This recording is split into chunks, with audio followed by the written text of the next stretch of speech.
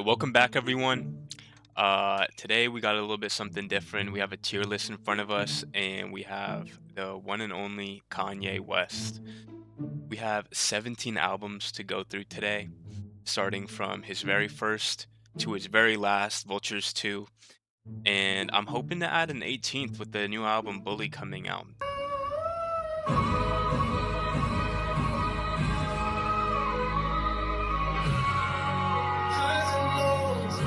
Everything is sounding like pretty well. It's sounding pretty good. So we're dealing with a bit of an eccentric guy here. He's got a lot to go through and a whole different types of journeys and different musical progressions to look through. So we're not going to get the same thing with each album. So let's get into it. Everybody want to know what I would do if I didn't win. I guess we'll never know. All right, starting off, we have The College Dropout. Now, this album, I can't even lie, it's a classic. Everyone knows this. It put Kanye on the map. Some could say it changed rap forever with the chipmunk soul beats and just the new form of rap with like all the sampling and everything like that. I just think it's truly amazing. I would say that there's some cuts on it that aren't as strong as some others, but overall, it's got to be an amazing pick. You can't go wrong with it, and it's definitely the top of the tier. Next up, we have Late Registration. Now, Late Registration is probably like my most near and dear. Like that's like my favorite. I would say it's my personal favorite from Kanye. You're getting a lot of like these different types of like production and like how like lushful each one is, and you just have like so many hits as well. Like, and this could be a hot take, but a song like Gold Digger is like bottom 5 on that album due to how great everything else is. Like Heard 'Em Say and so many more, to be honest. We also have Touch the Sky. You can't forget Touch the Sky as well. There's Diamonds from Sierra Leone remix with Jay-Z. You can't go wrong with it. And the top 5 We Major. That's a top 5 Kanye song. You can't go wrong with this album. That's also gonna go. I think this album is like, it's in between goated and amazing. I don't know exactly where I would put it, but it's gonna have to go goated. It's gonna have to go goated. I can't lie. Come on. Moving on, we got Graduation. This is everyone's choice. Everyone talks about this album, and it's been almost 2 decades. This album is timeless, I would say. And that just goes to show what kind of a producer and rapper Kanye really is when he's providing all these like new types of sounds. Like for College Dropout, you were getting like these chipmunk soul beats.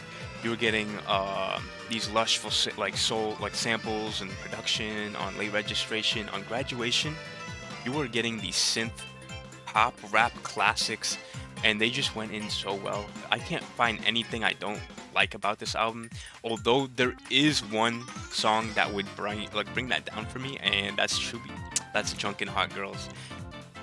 I still don't think that it would hold it back by that much, but like, come on, you have I Wonder, you got Champion, you got Stronger, Can't Tell Me Nothing, you got Flashing Lights, damn, Homecoming. There's so much you're getting here. So honestly, this is goated. I don't care what anyone says. I don't care.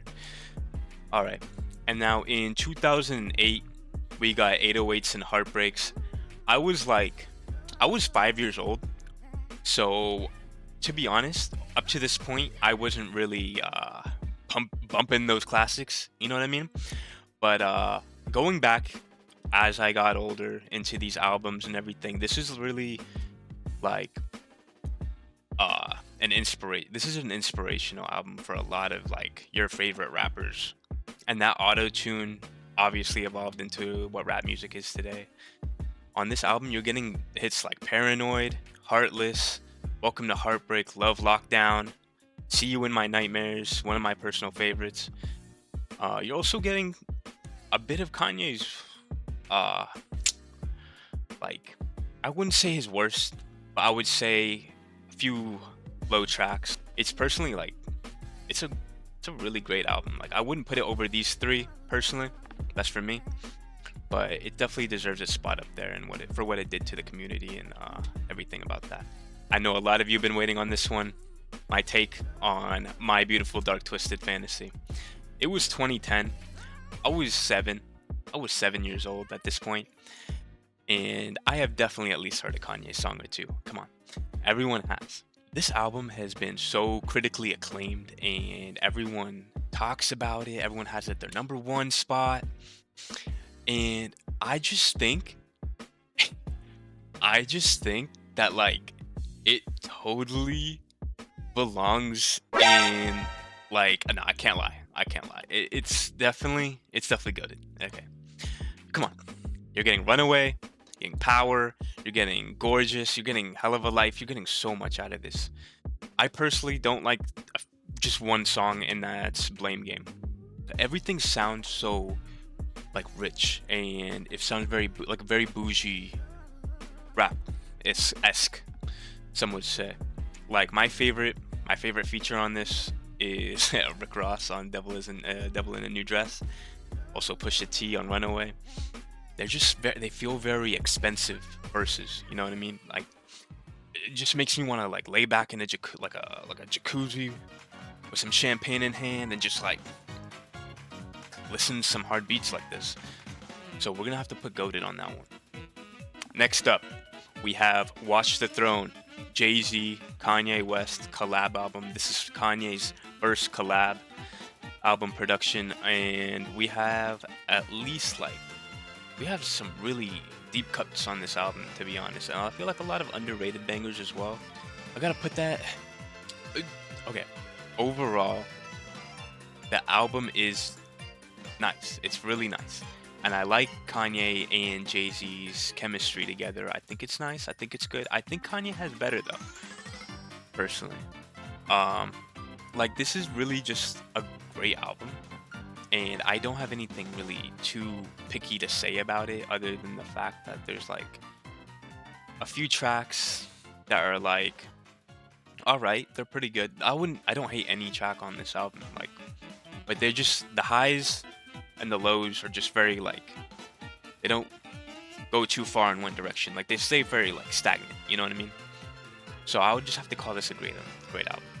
Okay, next up we have Kanye West presents Good Music, Cruel Summer. I don't really know how to feel about this album very much, other than the fact that I do like a few songs. It's nothing that I care about too much to go revisit very often. I mean, bro, shit, he had R. Kelly on this album for some reason. I don't know. But this album, I don't care for it too much. I think that it could have been blown over in his discography, and there's way better tracks. You're getting way better, and you are getting some worse. So basically what's going to happen is there's product here. And this is where you end up, right here. If you can communicate this product, you can make money off the product. We made it to Yeezus. This is an album. Truly, this is an album. You're getting industrial rap sounds from Kanye for the first time, and also you're seeing him doing really well at it at the same time as well. Like, when I first listened to this, I hated like tracks like On Sight, New Slaves, stuff like that. But over time, I've just grown to really like those tracks, and I realized that in the production and scheme of things, like, he was truly a genius on this album. Like, I would say that this is a no skip. This is a no skip for me. It's going in the goated category. Are we overfilling the goated category? Maybe. Maybe we are. But Yeezus definitely deserves its spot on there. I Am a God, On Sight, what we got? Blood on the Leaves. You can't hate anything. Everything was done really nice on this album. And that's just all I gotta say about it. Alright, on these next ones, we got the same album, but we have, I think this is the first release of Saint Pablo, and I can't necessarily rate this because I didn't listen to it really when it came out. I'm just gonna have to skip this. I'm gonna have to skip this one right here, and we're gonna move to the official release. I'm gonna call it the official release of Saint Pablo. So, on the Life of Pablo, we're getting a more experimental Kanye, and he's delving his fingers and fingering all these little like different genres of rap and all these different other genres as well. And he's bringing in other artists and creating some chemistry cocktail. You know what I mean? Uh, I think that it is personally a little bloated in my taste. I think there's too many interludes and small tracks that I just don't really care to sit for. I don't care what anyone else says. Like, I definitely see why it took the time it took to rework this album and everything, because everything just sounds so intricate now. What else? We have Ultralight Beam, Father Stretch My Hands, and obviously the number one top dog, No More Parties in LA with Kendrick. Like, that was something impressive. Like, this album is amazing and it gets the respect that it deserves. We have Ye up next in 2018. Now, this is a very short, I don't even know if I would call it an album. I would maybe call it like, what is it, an EP, I think. But we're still gonna count it as an album. It's 7 tracks long, and it's like, I would say delicate and sensitive, and also highlights Kanye's thoughts into music. Probably the best out of most albums would do. Like these tracks, Violent Crimes, we have Ghost Town, um, I Thought About Killing You. Like, it really showcases the mental state of Kanye at this point and everything that he's thought of up to this point, like having a family, having a daughter. You feel like your attitude towards women has changed since having daughters? Nah, I still look at Pornhub. The stuff he talks about in Ghost Town, you know, and truly, I think that a lot of people would not like this album because of the tracks like All Mine and maybe like Yikes, because it changes the album in a way that it feels kind of bipolar as well, which is kind of like the point of the album. Like the cover is I Hate Being Bipolar. It's awesome. Like, you're getting bipolarism in this album. So I think it really conveys a theme very well, and this is honestly this is an amazing album, to be honest. I go back to it pretty often, and yeah. All right, I did say that Kanye has better collabs, better chemistry with a few other people, and this is where that comes into light. Kids See Ghost with Kid Cudi is an absolute banger, and they did really well together. I prefer them over Kanye and Jay-Z because you're getting the same track. Actually, it's 7 songs long, but you're getting like quality all throughout, and you're just starting with Feel the Love, and it's just like raising the energy throughout the album, and the album never dissipates that energy. Like, it's never going anywhere else. It's going into this music, and you can tell. And this is a no skip for me as well. Like, it took I wouldn't say it was no skip from the jump. I definitely had to grow into these songs a bit, so I can understand why it might not be like on the goated tier.